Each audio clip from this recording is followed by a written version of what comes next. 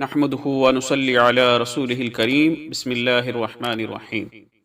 صرف 5 منٹ کا مدرسہ قرآن و حدیث کی روشنی میں 20 رجب المرجب۔ نمبر 1، اسلامی تاریخ۔ حضرت عباس بن عبد المطلب رضی اللہ عنہ۔ حضرت عباس رضی اللہ عنہ نبی کریم صلی اللہ علیہ وسلم کے سگے چچا ہیں اور عمر میں آپ صلی اللہ علیہ وسلم سے صرف 2 سال بڑے ہیں۔ رسول اللہ صلی اللہ علیہ وسلم سے ان کو بے حد محبت تھی اور مسلمان ہونے سے پہلے بھی وہ حضور صلی اللہ علیہ وسلم کی مدد کیا کرتے تھے۔ حضرت ابو ذر رضی اللہ عنہ کو کفار جب تکلیف پہنچا رہے تھے تو حضرت عباس رضی اللہ عنہ نے ہی بچایا تھا۔ انہوں نے غزوہ بدر کے فوراً بعد اسلام قبول کیا۔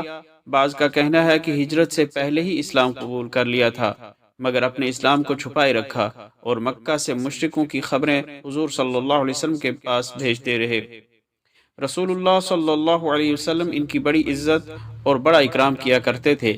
ایک مرتبہ رسول اللہ صلی اللہ علیہ وسلم نے ان کے بارے میں فرمایا، اے لوگو، جس نے میرے چچا کو تکلیف پہنچائی اس نے مجھے تکلیف پہنچائی، اس لیے کہ ہر شخص کا چچا اس کے باپ کے مثل ہوتا ہے۔ حضرت عباس رضی اللہ عنہ کی وفات حضرت عثمان رضی اللہ عنہ کے دور خلافت میں 82 سال کی عمر میں جمعہ کے دن 12 رجب سن 32 ہجری میں ہوئی اور جنت البقیع میں دفن ہوئے۔ حضرت عثمان رضی اللہ عنہ نے نماز جنازہ پڑھائی۔ نمبر 2، حضور صلی اللہ علیہ وسلم کا معجزہ۔ خلافت راشدہ کی مدت کی پیشن گوئی۔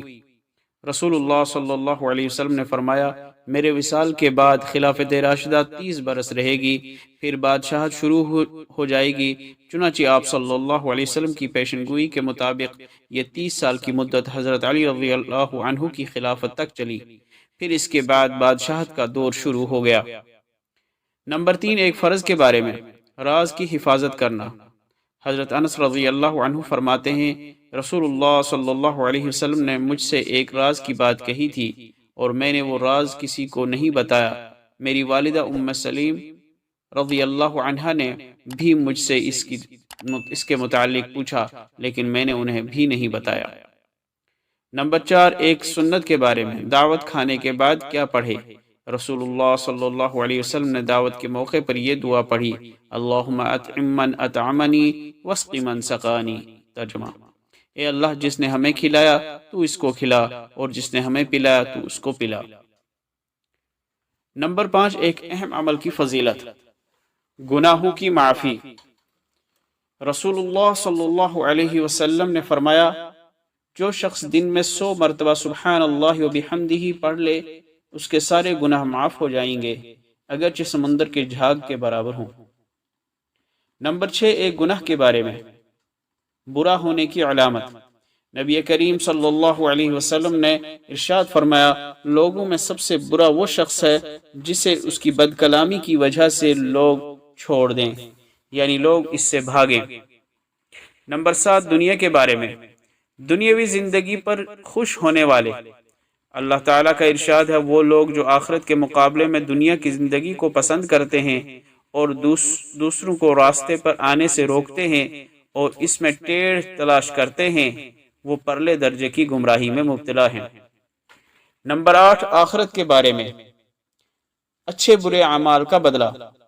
قرآن میں اللہ تعالیٰ فرماتا ہے، قیامت کے دن جو شخص نیکی لے کر حاضر ہوگا تو اس کو اس کا اچھا بدلہ دیا جائے گا، اور وہ اس قیامت کے دن ہر قسم کی گھبراہٹ سے محفوظ رہے گا، اور جو شخص کفر و شرک کی برائی لے کر آئے گا تو ایسے لوگ اوندھے منہ دوزخ کی آگ میں ڈال دیے جائیں گے۔ تم کو انہی اعمال کا بدلہ دیا جائے گا جو تم کیا کرتے تھے۔ نمبر 9، طب نبوی سے علاج، بیماریوں سے حفاظت کی دعا۔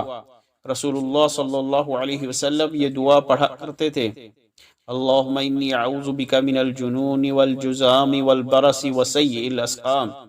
ترجمہ، اے اللہ، میں تیری پناہ میں آتا ہوں برس، جزام، پاگل پن اور تمام بری بیماریوں سے۔ نمبر 10، نبی صلی اللہ علیہ وسلم کی نصیحت، قرض لینے سے بچو۔ رسول اللہ صلی اللہ علیہ وسلم نے فرمایا، بغیر مجبوری قرض لینے سے بچو، اس لیے کہ قرض رات میں رنج و غم اور دن میں ذلت و رسوائی کا سبب ہے۔ اللہ تعالیٰ عمل کرنے کی توفیق عطا فرمائے۔ وآخر دعوانا ان الحمد للہ رب العالمین۔